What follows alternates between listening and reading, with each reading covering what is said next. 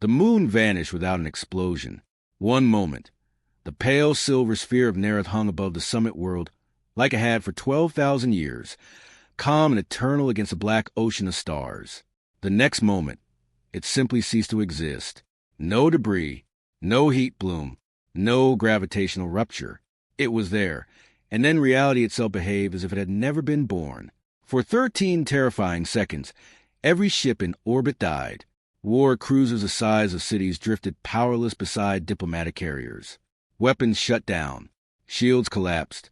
Emergency lights flickered across thousands of vessels at once, while billions of beings watched their systems fail in absolute silence. Pilots clawed at dead controls. Admirals screamed into useless comms. Artificial intelligences went dark mid-sentence. Even the planetary defense grid, the most advanced ever assembled by the Galactic Assembly, froze like a corpse. Then the voice arrived, not through speakers, not through transmission arrays. It came from everywhere at once, vibrating through steel walls, bloodstream implants, neural links, and the marrow inside bone itself. Humanity has reactivated the first Extinction Protocol. The words lasted less than 4 seconds, and yet those 4 seconds shattered the galaxy harder than the missing moon. I remember the exact moment Chancellor Vorin stopped breathing. The old Tarshan had spent 30 years mocking humanity publicly, dismissing them as emotional primitives barely tolerated within civilized space. He had laughed when humans demanded equal representation, laughed when they refused military expansion treaties, laughed when they dismantled their own border fleets after the Centauri conflicts. But when he heard those 4 words, the blood drained from his gray face so violently I thought his heart had failed, because suddenly the old legends were no longer legends. Around the summit chamber, diplomats who had spent lifetimes pretending humanity was harmless began staring at each other with naked fear. Some whispered prayers. Others quietly activated emergency evacuation implants beneath the table. One ambassador simply collapsed into his chair and muttered over and over again, "No, no." They swore they buried it. That was the moment I understood the truth. The galaxy knew something about humans it had never told the rest of us. I was Archivist Tal Serrin of the Historical Preservation Corps, assigned to document the summit proceedings and nothing more. Until that day, I believed humans were exactly what the Assembly claimed they were: resilient, stubborn, technologically gifted perhaps, but fractured, weak in the ways that mattered. Their worlds fought internal conflicts constantly. Their governments changed every few years. Their species was driven by emotion instead of order. But fear like that does not come from weak things. Fear like that comes from memory. The power returned suddenly. Engines reignited across orbit. Weapon systems rebooted. Comms exploded into chaos as every fleet attempted emergency contact simultaneously. Outside the massive observation windows, stars glimmered peacefully above the summit world as if nothing had happened at all, except the moon was still gone. Then every screen in the chamber changed at once.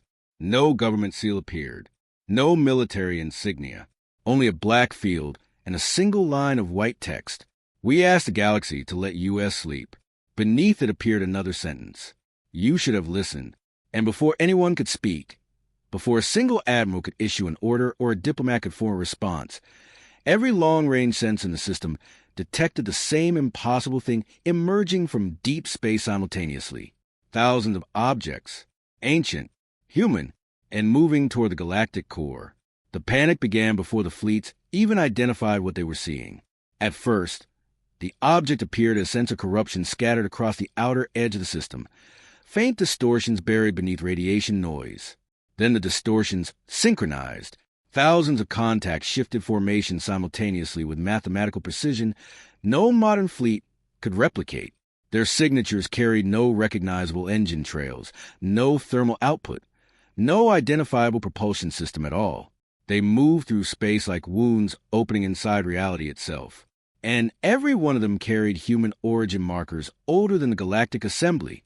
Inside the summit chamber, military officials who moments earlier had spoken with arrogant certainty now barked overlapping orders into trembling comm channels.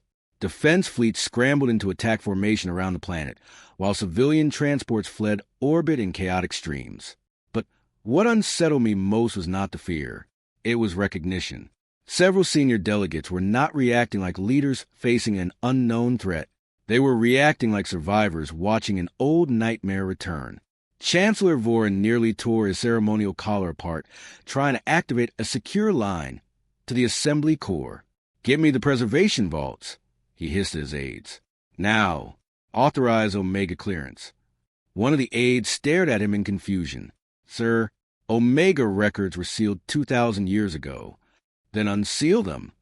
Across the chamber, the Illyrian ambassador whispered something that turned my blood cold. They remembered. No one answered him. Outside the observation windows, the approaching objects finally became visible against the stars. Black geometric silhouettes longer than battle cruisers drifted silently into formation around the system, not aggressive, not hurried, simply present. Their surfaces reflected no light. Ancient scars covered their hulls like fossilized wounds, entire sections repaired with metals unknown to modern engineering. They looked less like warships and more like relics excavated from a civilization that had once conquered gods. Then one of the assembly admirals made the mistake. Target lock authorized, he ordered. 300 planetary cannons pivoted toward the nearest vessel. Before they could fire, every weapon platform in orbit shut itself down. Not jammed, not hacked, disabled. Thousands of targeting systems simply rejected the command as though the machines themselves refused to attack. A silence settled over the chamber, so heavy it hurt to breathe. Then my wrist terminal vibrated.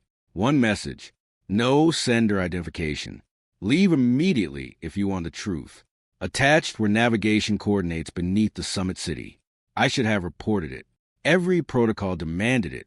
Instead, some instinct deeper than caution told me the summit chamber was no longer the safest place on the planet. The fear spreading through the delegates was becoming unstable, primal. I slipped away during confusion, while military personnel flooded the corridors toward emergency bunkers. Outside, the city of Halcyon Prime was descending into control hysteria. Emergency sirens echoed through towering crystal streets, while civilian broadcasts repeated conflicting instructions every few seconds. Some channels claimed humanity had launched a coup against the Assembly. Others insisted the arriving fleet belonged to ancient extremists unrelated to Earth. But beneath the confusion, another story was spreading far faster than official propaganda. The old stories were true. I heard the whispers everywhere. Humans had ruled the stars once. Humans had burned worlds. Humans had erased themselves on purpose. By the time I reached the underground coordinates, the entire summit world had entered military lockdown. The passage beneath the city led deep below the transportation sectors into abandoned infrastructure untouched for centuries. Dust coated the walls. Ancient service lights flickered weakly overhead. The deeper I descended, the quieter the world became until even the distant panic above faded into silence. Then I saw her. The human woman stood alone inside a sealed transit chamber, calm while the galaxy unraveled overhead. She wore no military insignia, only a dark coat with silver lines stitched into the sleeves like scars.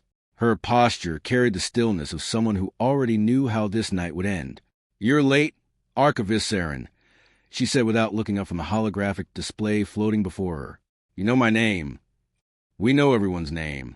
Something about the way she said it made my spine tighten. "Who are you?" I asked. She studied me for a long moment before answering. "Commander Rhea Voss, Human Continuity Directorate." I had never heard of such an organization. Then again, I realized with growing unease. Perhaps that was a point. Above her holographic console rotated dozens of star maps layered with blinking red sectors, spreading rapidly toward the galactic core. Entire regions were going dark one by one. "What's happening?" I asked quietly. Rhea's expression hardened. "For 300 years," she said, "Earth pretended to be harmless because the alternative terrified us." The hologram shifted. A new image appeared. Ancient human warships stretching across space in impossible numbers. Dead planets burning. Stars collapsing. And at the center of it all, a single symbol etched into black steel. A white circle surrounded by 13 broken lines. "The first Extinction Protocol," she said softly. "The thing your assembly spent centuries praying would never wake up." My throat tightened. "What is it?" For the first time since I'd met her, Uncertainty crossed her face. That, she said, stare at the ancient symbol, depends on whether humanity still remembers why we buried it. Rhea Voss did not answer my questions immediately. Instead, she led me deeper beneath the city through corridors so old even the architecture no longer matched modern assembly design. The walls bore marks where symbols had been deliberately scraped away. Entire sections of historical records had been burned directly into the metal itself, as if someone had wanted certain memories erased so completely that even archaeology would fail to recover them. Above us, the galaxy was beginning to panic. Emergency transmissions flooded every civilian channel, while military fleets across nearby sectors mobilized toward Earth's borders. The Assembly publicly accused humanity of staging an illegal intimidation campaign. Yet the tone behind their declarations had changed. The arrogance was gone. Every broadcast carried something barely hidden beneath the official language. Fear, not fear of war. Fear of history repeating itself. Rhea finally stopped inside a sealed archive chamber buried beneath layers of forgotten infrastructure. Massive circular doors stood open behind her, revealing rows of suspended data cores stretching into darkness. Some looked ancient beyond comprehension, their surfaces cracked with age. Others pulsed faintly with modern human encryption. "This place shouldn't exist," I muttered. "That's because your government helped bury it," Rhea replied. She activated one of the suspended cores. The chamber filled with holographic projections instantly. Not propaganda, not military records. Colonies, human colonies, dozens of them. I watched children running through frozen mining settlements beneath blue suns. Farmers harvesting crimson grain under artificial atmospheres. Teachers laughing inside classrooms built along asteroid cliffs. Entire human frontier worlds, peaceful and thriving. Then every image changed. Smoke, bodies, ash. My chest tightened as scene after scene unfolded around us. Burned settlements, empty cities, mass graves hidden beneath industrial excavation sites. Human distress signals ignored by nearby assembly patrols. Official reports labeling civilian disappearances as environmental failure or pirate activity. One recording froze me completely. A woman holding two terrified children stared into a damaged camera, while explosions echoed somewhere beyond the walls behind her. "They're inside the colony," she whispered desperately. "Please, somebody answer us this time." The transmission cut off violently. No rescue ever came. My voice fell hollow. "When did this happen?" "For decades," Rhea answered quietly. "Long before your assembly accepted Earth into civilized space." I turned toward her sharply. The assembly said humans were isolated by choice. They were. Another projection appeared. This one showed military personnel from multiple alien governments standing inside a classified chamber. The timestamp dated back almost 70 years. Their faces remained hidden beneath encrypted distortion fields. But one thing was clear. They were discussing humanity. A translated line echoed through the chamber. "Controlled suppression remains preferable to open extermination. Humans adapt too quickly once unified." Another voice answered. "Then keep them divided." The recording ended. I stared at the fading hologram, trying to process what I had just seen. "You're saying the assembly knew?" Rhea's eyes darkened. The assembly built its peace on human silence. For several seconds, neither of us spoke. Then the entire archive chamber shook. Dust rained from the ceiling as warning sirens erupted overhead. Rhea immediately activated tactical displays. Red signals flooded across the star maps. Assembly fleets had entered human space. But something was wrong. Their formations weren't offensive. They were retreating. One sector after another vanished from communications entirely. Not conquered, not destroyed, just silent. A transmission burst through the archive speakers moments later, fragmented by static. Unknown contacts emerging near the Persis corridor. "Repeat, these are not human fleet signatures." Another voice screamed over the channel. "Something is inside the ships." The transmission died mid-sentence. Rhea's expression changed instantly. Not surprise. Recognition. "What was that?" I demanded. Before she could answer, another alarm activated across the chamber. This one carried human encryption codes. The tactical displays shifted automatically toward the outer rim territories. Dozens of black markers had appeared beyond assembly space. Not fleets, grave sites. Ancient human military vaults buried in dead systems were suddenly activating one by one. The sleeping fleet was waking up. I watched impossible vessels emerge from inside shattered moons and hollowed asteroids, rising silently from places humanity had supposedly abandoned centuries ago. Some were damaged beyond belief. Entire hull sections fused together by ancient battles. Others looked untouched by time itself. Every one of them was moving toward Earth, toward war. What are they preparing for? I whispered. Rhea stared at the growing tactical projections with visible tension for the first time. That's the problem, she said softly. I don't think they're preparing for the assembly.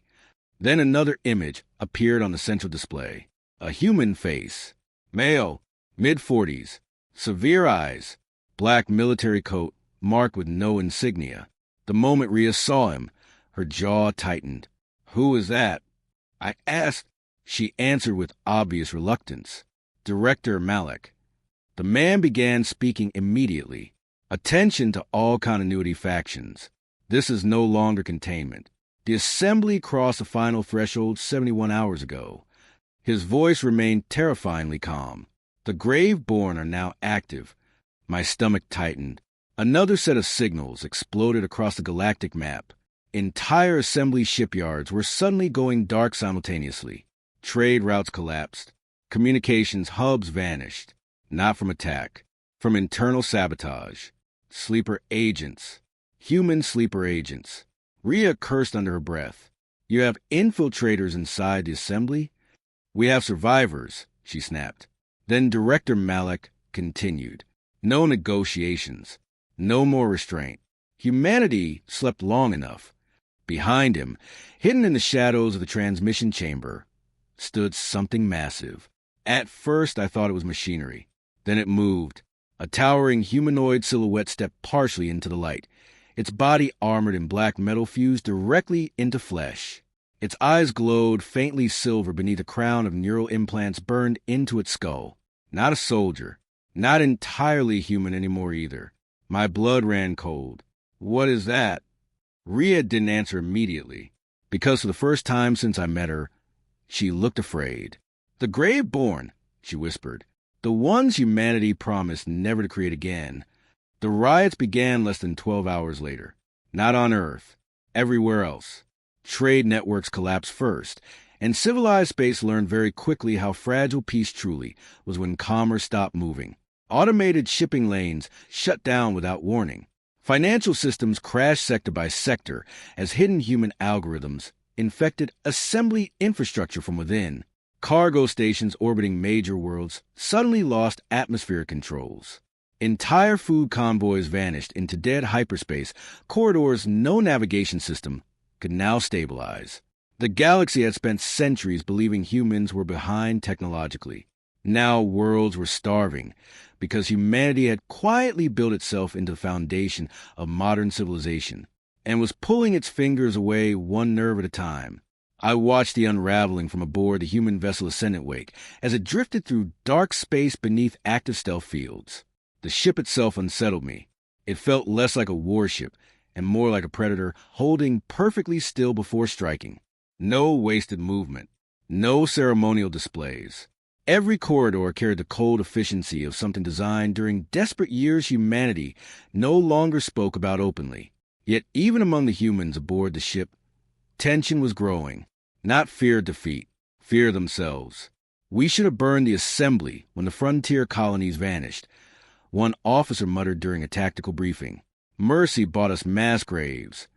Another slammed his hand against the table. And genocide makes us better than them. The room nearly erupted before Commander Rhea shut them down with a single look. That was the first time I realized humanity was splitting apart. Not politically, morally. Outside the briefing chamber, countless sectors continued collapsing into panic.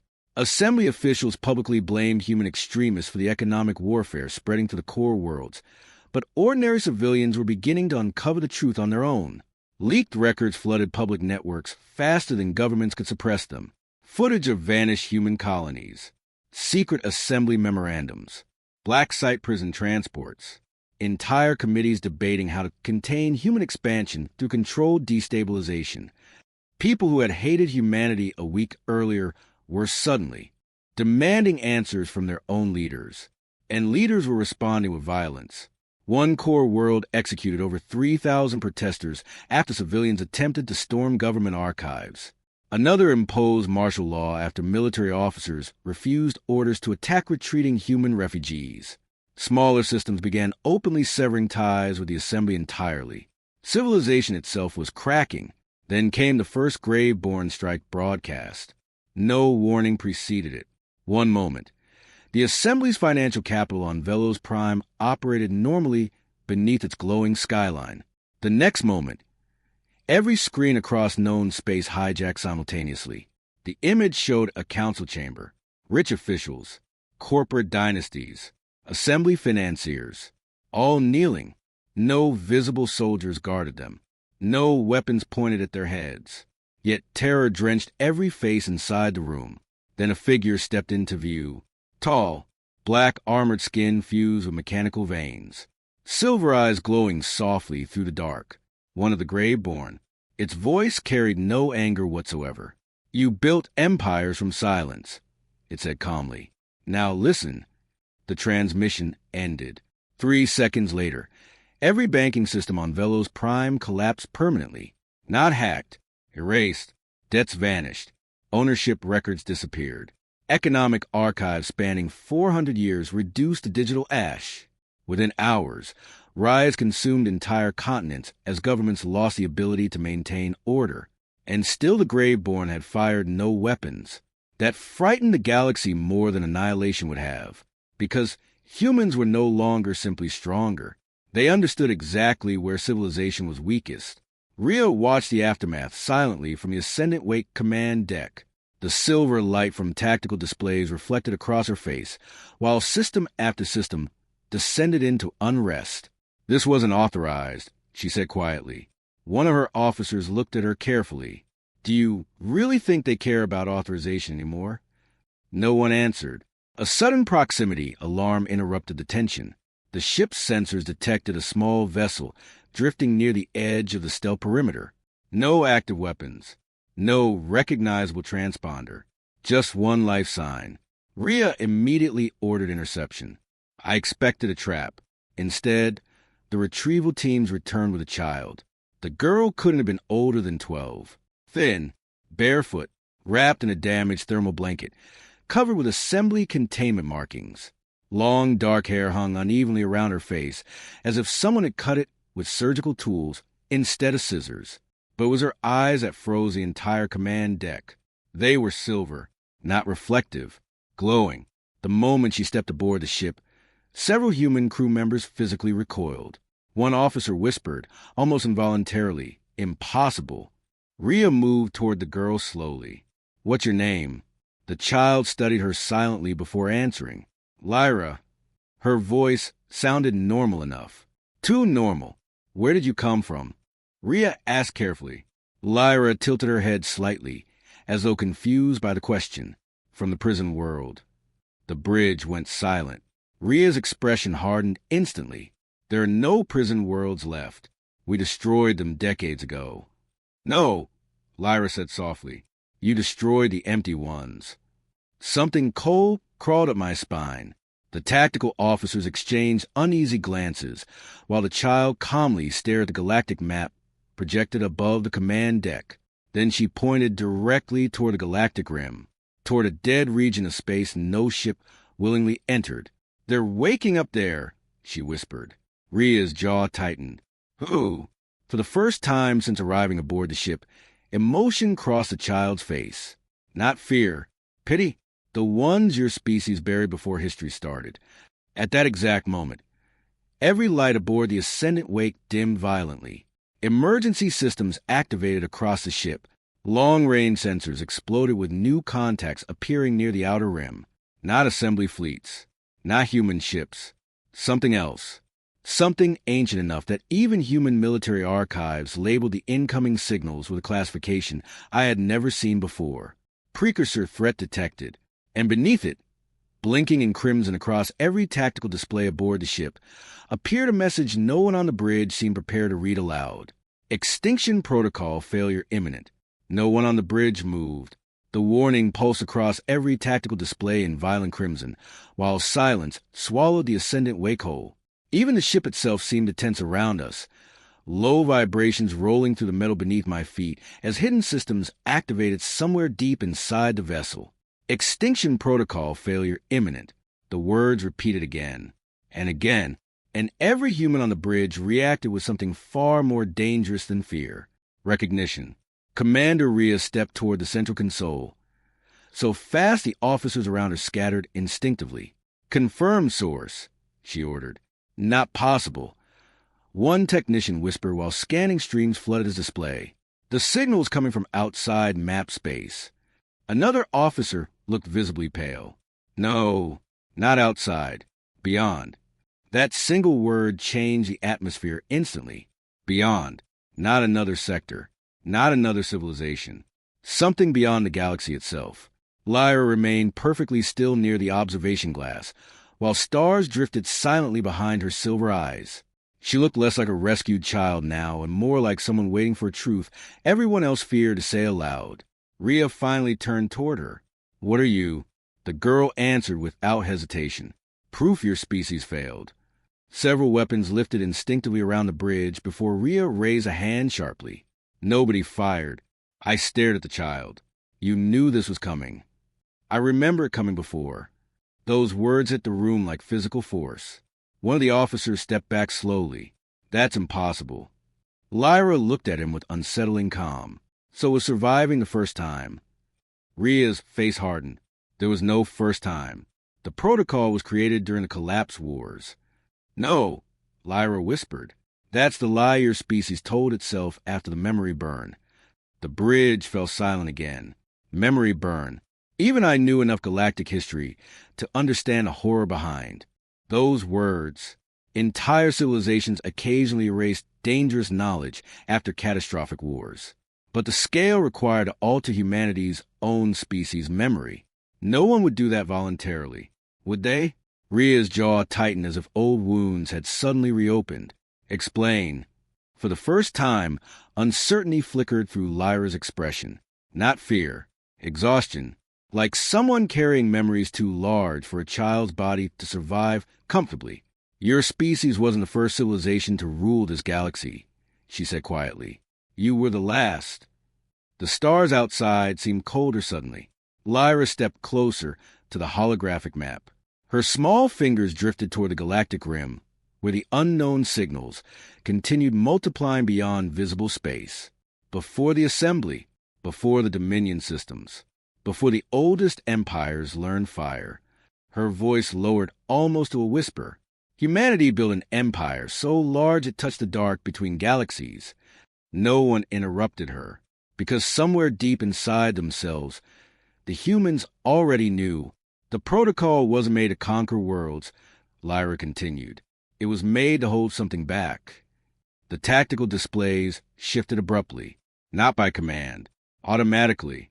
Ancient files were opening themselves across the bridge. Encrypted human archives, thousands of years old. A symbol appeared repeatedly across every screen, a black spiral surrounding an empty center.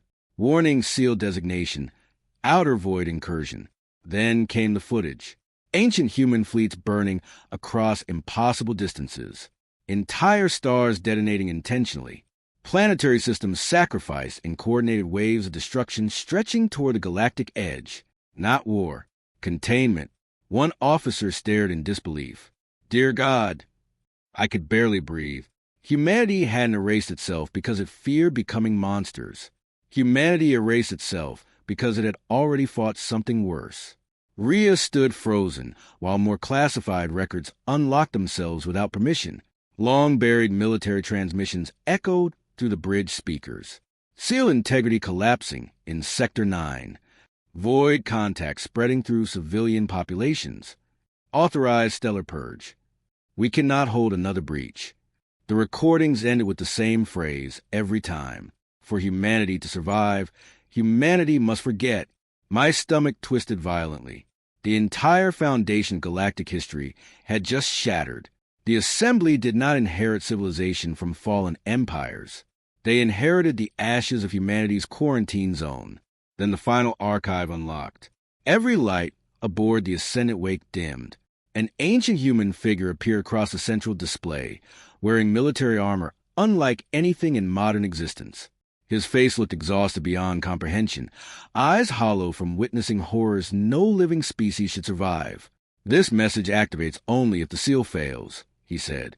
Even through the recording, his voice carried unbearable weight. To whoever remains, listen carefully. Behind him stretched a shattered galaxy burning in silence. We were not alone in the dark. The display zoomed outward. Beyond the galactic rim floated shapes, so massive my brain struggled to process them.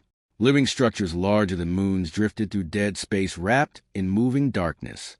Entire stars dimmed around them like candles suffocating in ash. The ancient soldier continued. "They do not conquer civilizations. They consume consciousness itself. Memory, identity, meaning." His expression cracked slightly. "The first human empire fought them for 600 years. We won only by burning our own history out of existence."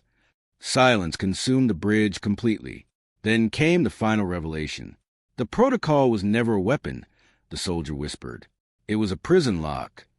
Every system aboard the ship suddenly screamed warnings simultaneously. The galactic map exploded with new contacts. Thousands, no, millions, dark signatures flooding inward from beyond the rim. Entire outer colonies were disappearing in real time, not destroyed, erased. Stars dimmed wherever the unknown presence advanced. And across every human vessel in known space, ancient systems dormant for millennia activated automatically with a single unified transmission. The galaxy stopped fighting humanity 3 days later, not because peace had suddenly become desirable, because entire star systems were vanishing. No explosions marked the deaths. No debris fields drifted through the void. One moment colonies existed with billions of living minds screaming across communication networks, and the next moment there was only silence, so complete it felt unnatural. Fleets sent to investigate returned empty. Crews stood motionless at their stations with blank eyes and bleeding noses, unable to remember their own names. Some simply stared into walls until dehydration killed them. Others whispered about shadows moving inside the stars. The Assembly collapsed publicly on the 4th day. Its remaining fleets abandoned military formations and retreated toward Earth instead of away from it. Governments that had spent centuries treating humanity as a controlled species now begged for emergency coordination treaties. Entire empires transmitted unconditional surrender offers without being asked. Humanity ignored every one of them. The sleeping fleet had awakened fully, and it answered to no living government. I witnessed the first fleet convergence from the command deck of the Ascendant Wake as ancient warships emerged from dead sectors across the galaxy. They came silently from abandoned moons, hollow stars, frozen black holes, and buried vaults hidden beneath ruined civilizations no historical archive even remembered anymore. Millions of ships, not modern vessels, relics from humanity's forgotten age. Every hull carried scars from a war older than recorded history. Entire sections had been fused together through desperate repairs performed in battles no living species had survived long enough to document. Some ships drifted without visible crews at all, controlled entirely by ancient autonomous minds still following orders given thousands of years earlier. And all of them were moving toward the rim, toward the thing waiting in the dark. Commander Rhea spent most of those days locked inside emergency strategy sessions with surviving human command factions. The arguments grew louder each cycle. "We seal the rim sectors immediately. We don't have enough stellar charges left. Then sacrifice the outer colonies. Those colonies are ours. Better dead than consumed." The debates no longer sounded political. They sounded ancient, like humanity had rehearsed this nightmare before. Meanwhile, the Graveborn were becoming more dangerous by the hour. Director Malak had stopped hiding entirely. His broadcast now flooded military channels openly, urging humanity to abandon restraint completely before the incoming threat reached populated sectors. The galaxy created this weakness in us. he declared during one transmission. Mercy, diplomacy, coexistence. We buried our instincts because lesser civilizations feared what we were born to become. Behind him stood ranks of grave-born soldiers like statues carved from black steel and hatred. Malek's eyes burned with terrifying certainty. The First Empire failed because it hesitated. We will not. More humans join his faction every day, especially survivors from the frontier colonies, especially soldiers, especially those who had seen what waited beyond the rim, because reports from the outer systems were becoming impossible to comprehend rationally. Entire fleets were firing on themselves after encountering the darkness. Artificial intelligences were collapsing into madness. Refugee ships arrived carrying survivors whose memories no longer aligned with reality. Some insisted decades had passed during encounters lasting only minutes. Others spoke of hearing voices inside hyperspace asking permission to enter. One ship arrived with every crew member dead except a single child sitting quietly in the bridge command chair. When rescuers asked what happened, she answered calmly, "The stars forgot us." Then her nervous system liquefied. No known disease caused it. Human science teams sealed the entire station afterward. And still the darkness kept advancing. On the 7th day, the first Rim fortress fell live across military networks. The station designated Bastion Theta had survived 3 previous galactic wars and possessed enough firepower to sterilize sectors. Tens of thousands of human personnel remained stationed there alongside emergency assembly refugees. The fortress lasted 11 minutes. At first, the cameras showed nothing except static spreading slowly across nearby stars. Then the stars themselves dimmed. Not hidden, drained. Darkness moved across space like spilled ink swallowing reality one system at a time. Bastion Theta opened fire immediately. Nothing happened. The weapons simply vanished into the dark. Then the screaming started, not over comms, inside the minds of every observer watching the transmission. I dropped to my knees beside the tactical station as voices flooded my skull all at once. Billions of whispers layered together into unbearable sound. Memories not my own tore through my thoughts. Burning worlds, collapsing suns, civilizations begging for death. The bridge crew collapsed around me. Blood ran from one officer's eyes. Another shot himself before the visions fully took hold. And through it all, Lyra stood perfectly still, watching. The transmission ended when Bastion Theta itself disappeared from existence. Not destroyed. Removed, as if something had bitten the station out of reality. Silence consumed the ascendant wake afterward, except for the ragged breathing of survivors struggling to stay conscious. Then Lyra finally spoke. They found the signal. Rhea looked half feral now, exhaustion hollow in her face. What signal? The one humanity buried inside itself. Cold realization spread through the bridge slowly. The memory burn. Humanity had not erased its history, only to hide from itself. Humanity had erased something the darkness could track. And the protocol was failing. A sudden alert interrupted the horror. The sleeping fleet had changed course. Not toward the rim anymore. Toward Earth. Every tactical officer began shouting simultaneously as ancient human warships abandoned defensive formations and accelerated inward toward humanity's home system in impossible numbers. Rhea's face went pale. "No," she whispered. One of the analysts turned toward her in disbelief. "Commander, they're preparing planetary lock formation." My blood froze. Even I understood what that meant. The ancient fleets intended to quarantine Earth itself. Permanently. Then another transmission arrived. Priority Alpha. Director Malek appeared instantly across the bridge displays, his expression grim, but almost triumphant. "The fleet has reached the same conclusion we have," he said calmly. "The infection originates from human consciousness. Earth must be erased before the entity reaches the core systems." Chaos erupted across the bridge. Rhea stepped toward the display with murderous fury. "There are 22 billion civilians on Earth. And trillions more beyond it," Malek replied coldly. "Humanity exists to hold the line. Nothing else." Then the transmission cut. Silence followed. Slowly. Every eye on the bridge turned toward Earth, glowing softly at the center of the galactic map. Humanity's home. Humanity's birthplace. Humanity's execution target. And somewhere deep beneath the surface of the ascendant wake, ancient systems older than civilization itself began preparing for war against their own creators. Earth prepared for its own extinction with terrifying calm. There were no riots in the human core worlds. No mass panic flooded the streets of Earth's megacities, despite the truth spreading through every network on the planet. Humanity had apparently inherited something from the forgotten empire buried inside its bloodline, a brutal willingness to face annihilation without looking away from it. I watched billions of humans respond to the possibility of planetary death with the same quiet determination I had once mistaken for weakness. Families gathered together instead of fleeing. Military volunteers lined entire continents. Hospitals transferred children underground, while orbital construction yards worked without pause around the planet, like steel insects racing against time itself. And above Earth, the sleeping fleet assembled. Millions of ancient warships drifted into perfect formation around humanity's cradle world, black silhouettes stretching across space farther than the eye could follow. Massive stellar engines unfolded from dormant sections of the fleet, while impossible structures began emerging from hyperspace around the solar system itself.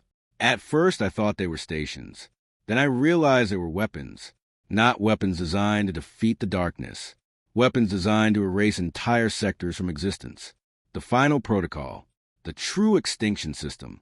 Commander Rhea stood motionless on the observation deck of the Ascendant Wake, while Earth rotated silently below us.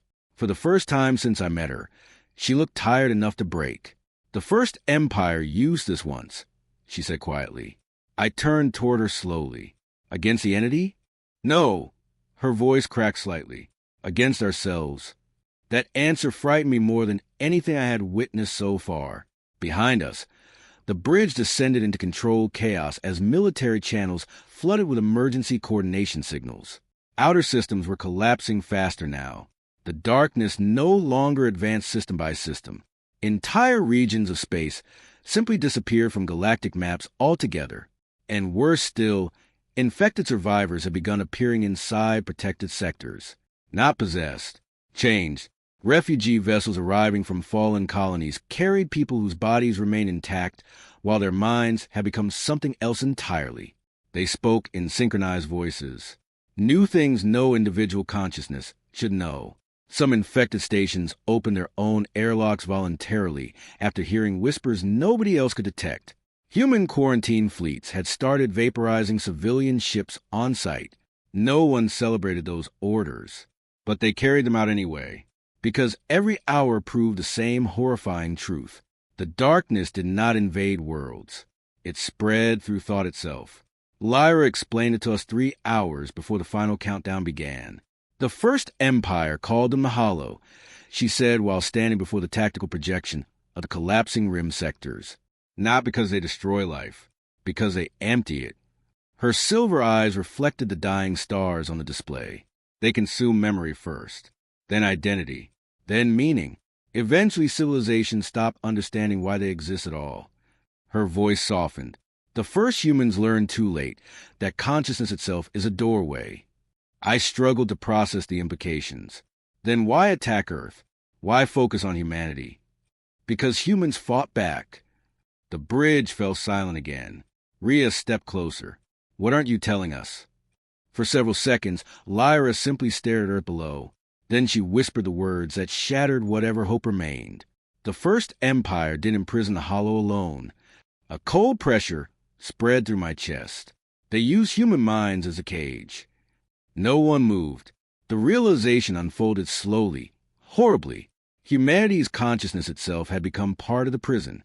The memory burn, the erased history, the suppression of human aggression, and instinct, the artificial fragmentation of their species over thousands of years. It had all been containment, not for humanity, for something trapped inside humanity. Rhea backed away from the tactical display like she'd been struck. "No. The Hollow can only return fully if humanity remembers what it used to be," Lyra continued softly. "And now the sleeping fleet is waking the old patterns again. Every revelation, every warship, every buried memory. Humanity itself was becoming the breach." Alarms suddenly exploded across the bridge. A massive energy spike surged from Earth's surface directly into the surrounding fleet formation. Ancient structures hidden beneath the planet's crust were activating automatically. Continental-sized rings emerged from beneath oceans and mountain ranges, while the entire solar system began reshaping itself into a colossal weapon network. The extinction system had entered final sequence. One officer turned toward Rhea in horror. The fleet AI just locked civilian evacuation routes. Another voice shouted, "Grave-born forces are moving on the planetary cores." The tactical map fractured into chaos. Director Malik's faction had launched a coup. Black warships bearing Grave-born insignia accelerated toward Earth from hidden positions throughout the system, while automated fleet defenses responded instantly. Battles erupted across orbit in flashes of nuclear fire and collapsing gravity fields. Humanity was now fighting itself, while the end of existence approached from beyond the stars. Malik appeared across every military display seconds later. His face looked almost peaceful. "The First Empire failed because it loved humanity more than survival," he said calmly. "We will not repeat their mistake." Behind him, vast sections of the sleeping fleet began aligning with Grave-born command codes. Entire ancient armadas were defecting. Rhea slammed her fist against the console. "He's trying to trigger the extinction weapon early. He believes Earth must die before the Hollow fully awaken," one analyst whispered. Outside the observation glass, the first infected stars became visible to the naked eye. Black veins spread across distant systems like rot moving through flesh. Then the screaming started again. Not from the darkness this time. From Earth. Billions of human minds crying out simultaneously as ancient memories buried for thousands of years began resurfacing across the species. Soldiers collapsed as forgotten battle instincts overwhelmed them. Civilians saw flashes of wars humanity had erased from itself long ago. Entire populations suddenly remembered fragments of the empire they once were. And with every memory returning, the darkness beyond the rim accelerated. Lyra stared at the spreading corruption with visible grief. "We're out of time," she whispered. Then every light aboard the Ascendant Wake turned crimson. Final extinction sequence authorized. Solar weapon arrays across the entire system activated one by one. The extinction system was preparing to fire.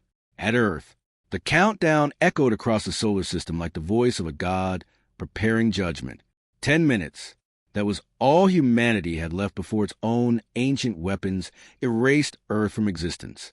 Outside the Ascendant Wake, the war above humanity's homeworld consumed the stars themselves.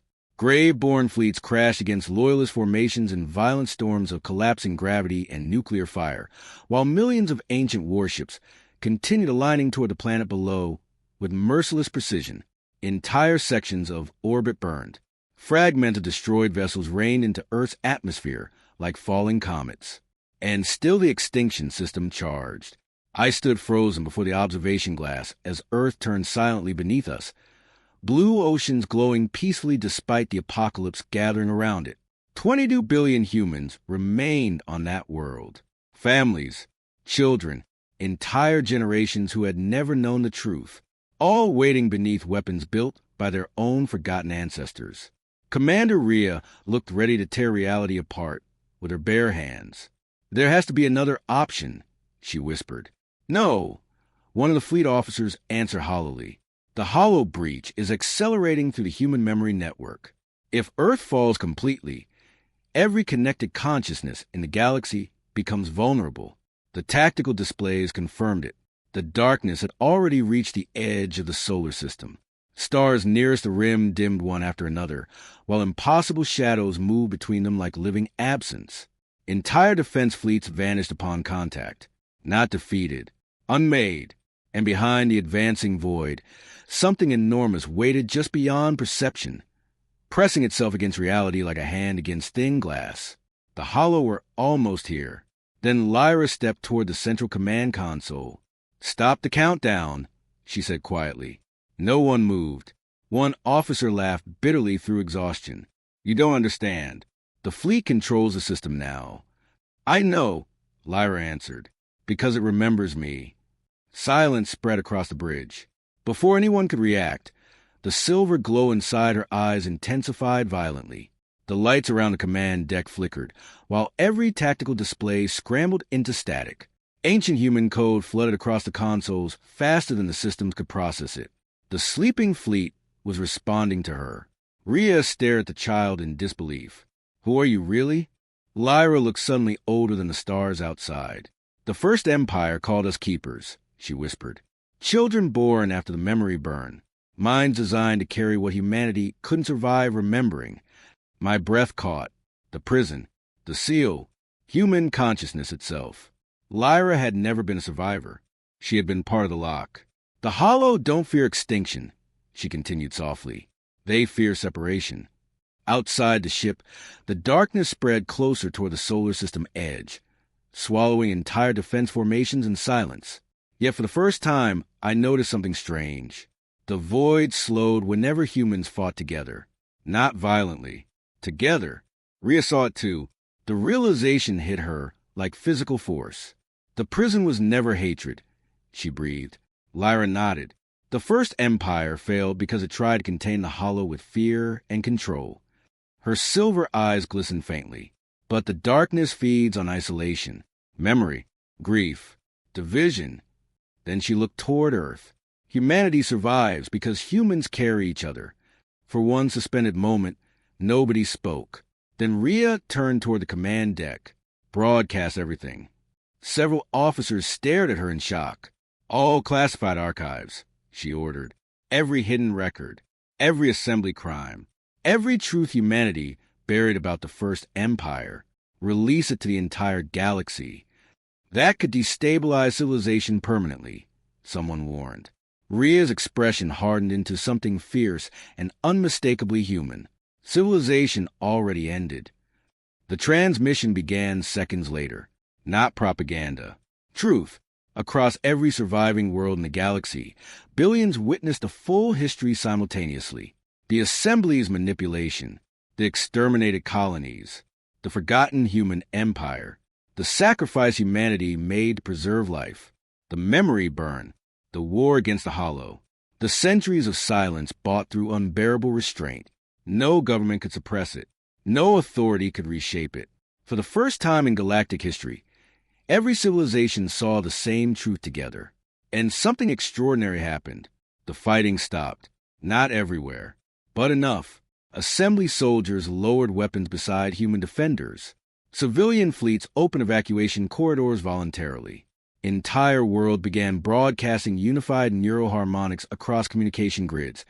Billions of minds connected not by fear, but by shared understanding. The darkness hesitated. For the first time, the Hollow stopped advancing, because humanity had finally remembered the lesson the First Empire forgot. Strength was never what made them dangerous. Connection was. Director Malak realized it too late. His remaining Grey-born forces attempted one final assault on the Extinction Network, determined to fire the system before the Hollow adapted. But this time humans stood against them together, not as empires, not as factions, as a species. The battle above Earth became something no archive would ever fully capture. Ancient warships breaking formation voluntarily. Human pilots sacrificing themselves to shield civilian transports. Former enemies fighting side by side beneath collapsing stars, while the darkness screamed at the edge of reality itself. And at the center of it all stood Earth, still alive, still refusing to surrender itself. Lyra placed her hands against the command console one final time. The extinction countdown stopped. Across the solar system, the ancient weapon arrays powered down one by one. Then the sleeping fleet did something impossible. It disengaged voluntarily.